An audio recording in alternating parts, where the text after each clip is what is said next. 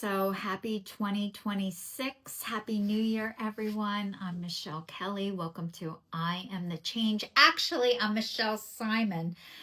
I'm two different people, actually. I started changing my name back in 2024, and I did not finish it 100%. So I'm half Michelle Kelly, half Michelle Simon.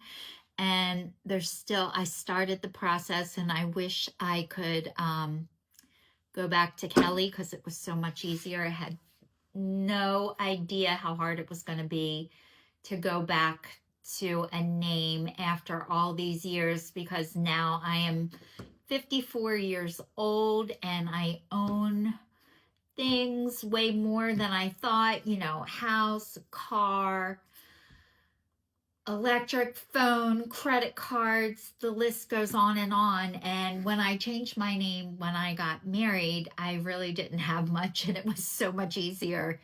And to go back to my maiden name has been a lot harder. So you guys, I procrastinated for that for a long time, and I still haven't finished it. It's done on all the important documents like driver's license, Social Security, disability, and like my food stamps, I'm gonna say. I'm not even sure.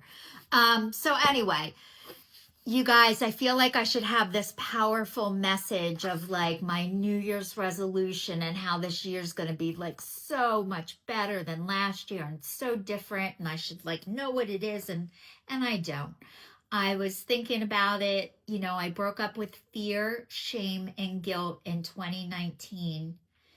And I am still breaking up with that every single day. I also broke up with the scale, which we are back together, me and the scale. It's back in my bathroom. I went through this love-hate with the scale. I weigh myself compulsively every day. Then I'm a recovering food addict, alcoholic, and addict, and I'm also an adult child from a dysfunctional family. So I'm in 3 12-step programs, and in one of my programs, they suggested to put the scale away. I put it away. I took it out. I put it away. I took it out.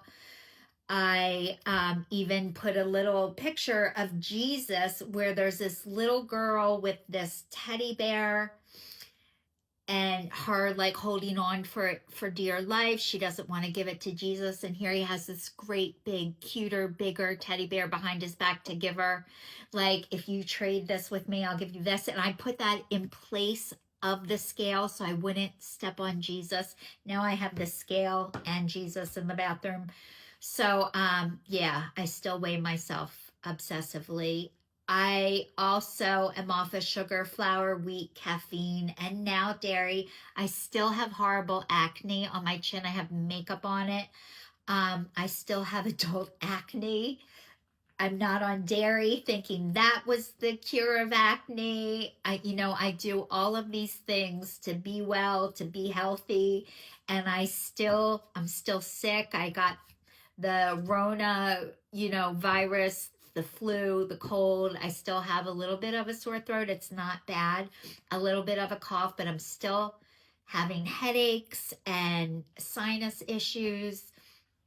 I called my doctor last week and they told me, ride it out. Everybody has it.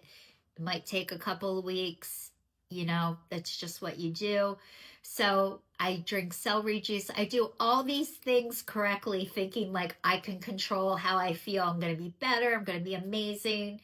I have depression and I still get depressed doing all of these healthy things. So I decided I did not want to have this major New Year's resolution of something that is not achievable. But the one thing I was thinking about was asking myself a question and when I react to things. And the old Michelle used to react out of fear, out of wanting to please other people, making decisions in a hurry. And now one of the things I'm going to ask myself, and I do ask myself, is what would love do?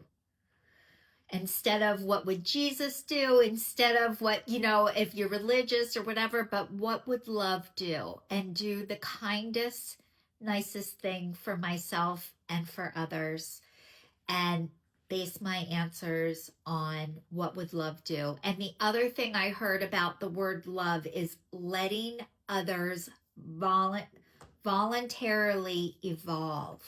So letting others voluntarily evolve is the meaning of love. So sometimes it is not forcing my decision or opinions on others of how I think they should do their life better. And you're welcome, by the way. None of my business, just to allow people to be where they are. I did have a great visit with Angelo and Dana. My son came home and my daughter-in-law and my granddog for Christmas. So we had great holidays. I